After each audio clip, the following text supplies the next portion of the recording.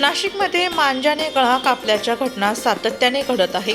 मकर संक्रांत साजरी करत असताना कोणाला दुखापत होणार नाही याची काळजी घेणे आवश्यक असल्याचं महावितरण मखमलाबाद कक्षातील सहाय्यक अभियंता सुगत मोरे यांनी नाशिक लोकशाही न्यूज वृत्तवाहिनीशी बोलताना सांगितलं.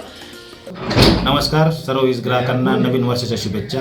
मी सुगत मोरे, सहाय्यक अभियंता महावितरण इथून बोलत आहे. या येणाऱ्या मकर संक्रांतीच्या सणानिमित्त सर्व नागरिकांना मी शुभेच्छा देऊ इच्छितो. तसेच मकर संक्रांती उत्सव साजरा करताना बऱ्याच वेळी पतंग उडवताना तो मांजा टच होऊन काही विद्युत अपघात घडल्याच्या घटना निदर्शनास आलेल्या आहेत.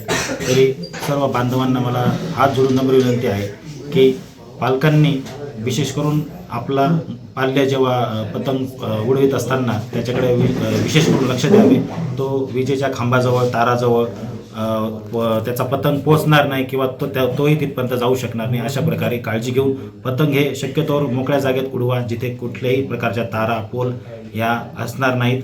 पुनश्च मी आपल्या सगळ्यांना शुभेच्छा देऊ इच्छितो. आता आमचं मार्च 25ची वसुलीची मोहीम सुरू झालेली आहे. सर्व वीज ग्राहकांना नम्र विनंती करतो की त्यांनी येणारं बिल हे वेळेत भरून सहकार्य करावे आणि वीज तोडणीची कटू कार्यवाही टाळावी. वृत्तसंकलन विभाग, नाशिक लोकशाही न्यूज, नाशिक.